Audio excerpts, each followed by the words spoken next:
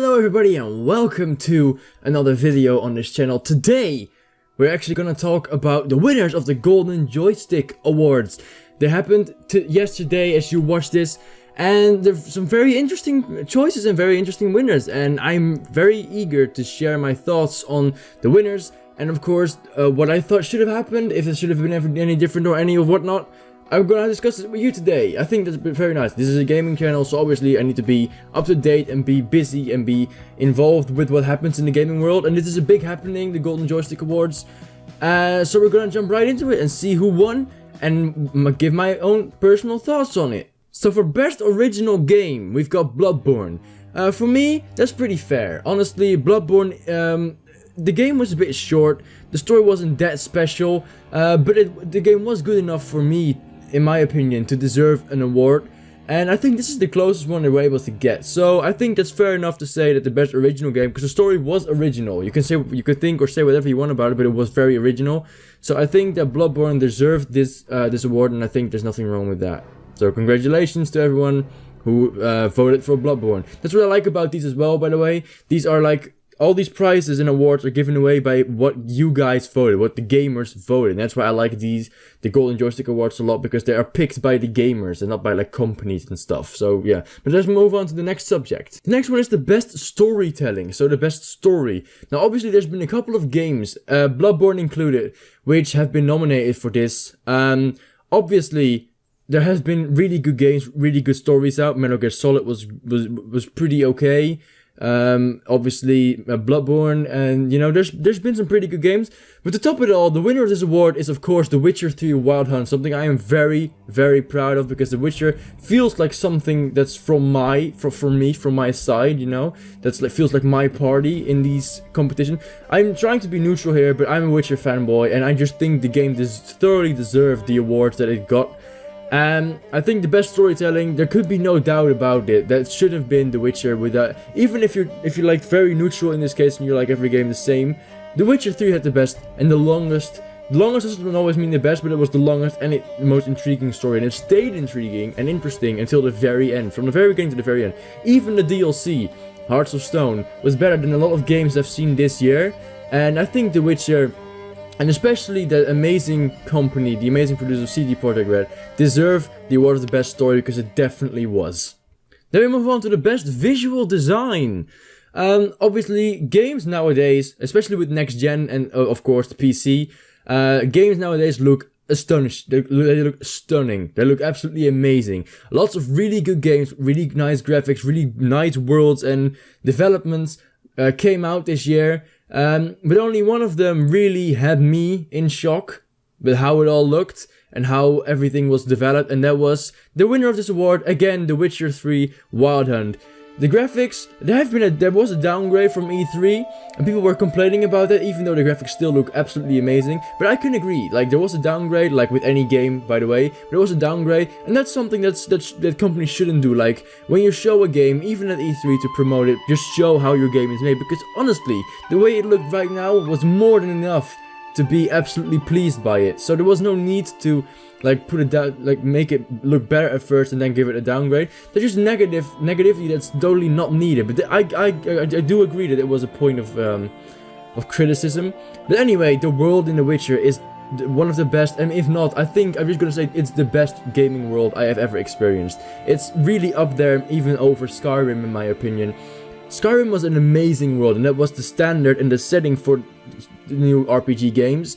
But I think The Witcher, like, absolutely nailed it. Like, the world is so huge, it's so ginormous, but then again, always stays interesting, always stays intriguing, and always stays nice. It's not familiar. Nothing is similar. Nothing is the same. Like, everything is different, and everything can happen. Anything can happen at any given moment, and it's such a vast and open, amazing world that this game was thoroughly deserved the best visual design. Everything looked amazing, from the monsters, from the moving hair, from the moving leaves, from the birds and the flora and fauna. Everything looked amazing. The design is amazing, and honestly, I think they deserved it. The best audio is won by Ori and the Blind Forest.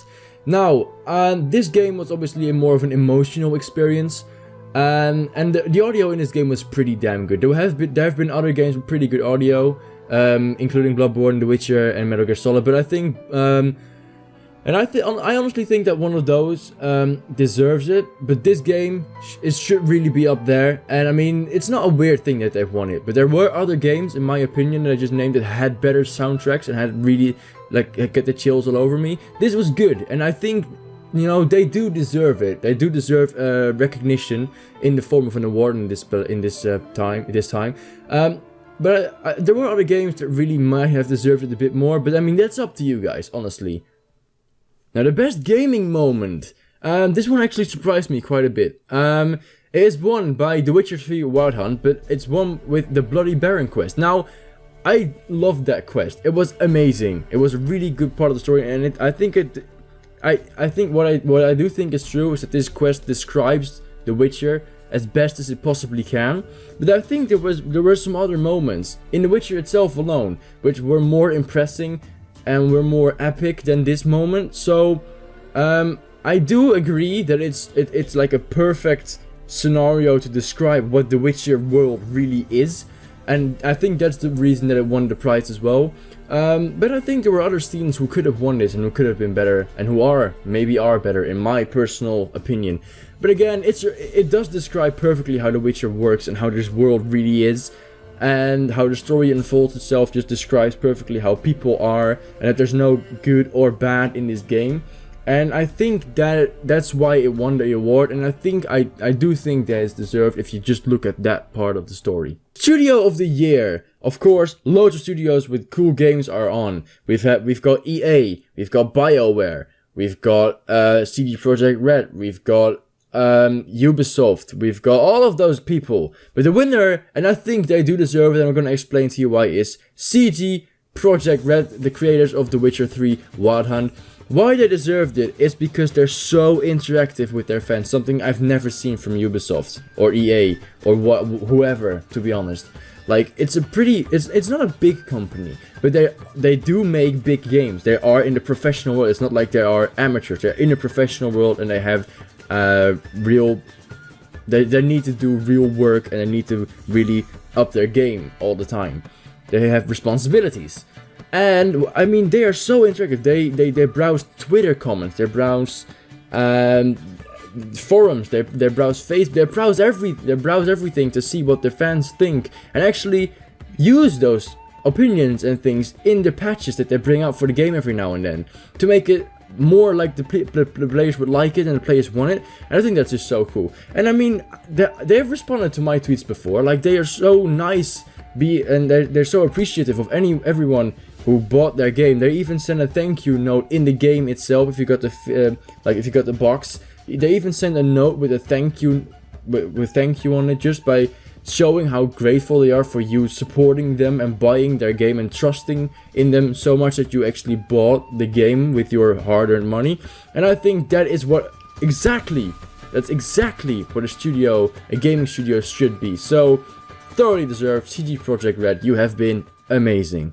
Now, the best gaming performance. Well, there were a couple of really, really good performances over the past years. We've seen The Last of Us, Ellie in The Last of Us, which is amazing. We have seen Beyond Two Souls, which was amazing as well. Those are kind of experience, and obviously the winner, if you pick those kind of games, the winner of this year had to be Life is Strange.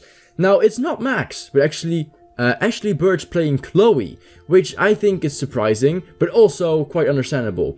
Max was the main character and the person you played with and really got attached to, but then again, Chloe's performance got so real that in the end, spoiler alert, really, spoiler alert, that you had to pick between everyone else and Chloe, and people would actually consider Chloe and actually choose Chloe. Creating a character that great and that strong of a feeling towards it, that's amazing. So honestly, there have been some other really good performances, but this one is thoroughly deserved. And now for the final interesting award of the night, of course, the ultimate game of the year. A couple of contenders. Of course, we've got Bloodborne, we've got Metal Gear Solid 5, we've got The Witcher 3 Wild Hunt. There were maybe Until Dawn even. They were like a black horse. there were a lot of games that could have won this award, and it is that these awards were a bit early, but otherwise Fallout 4 would have joined the club as well, and then things would become really interesting, because the gaming community would have probably chosen Fallout. But they didn't, because it's not out yet, and of course, because of that, there is the deserved winner of this award, which of course is their 5th award of the night, The Witcher 3 Wild Hunt. Game of the Year award, congratulations, really deserved that. I have played like a lot of the games this year, and The Witcher 3 was honestly the very best. Not even of the year, but of all time, in my opinion. If you haven't tried that game, honestly, go and try it. It's on Steam sale now, so if you want it on PC, it's there's like to get like $10 off or something. So really interesting. The game is so good. Everything is amazing. The story, the characters, the world, everything, the combat, the music, especially the music is so damn good. Everything about that game is amazing. It has its flaws, like every game. No game that is brought out yet is perfect, but the game does deserve the Game of the Year award by a mile. And that's been all the awards and my opinion on it from the Golden Joystick Awards. I hope you enjoyed it, and what are your thoughts on all the awards? Leave your comments down below. I'm really interested to hear what you guys think and what you guys think should have happened. These are this is what I thought of it, and this is actually the people who won. And that's been it. So, I hope you enjoyed it. If you did, make sure to slap that like button, whatever object is within your reach. Subscribe to the channel if you're new and you haven't already. Thank you so much for your epic support, and then I'll see you guys in the next video. Bye bye!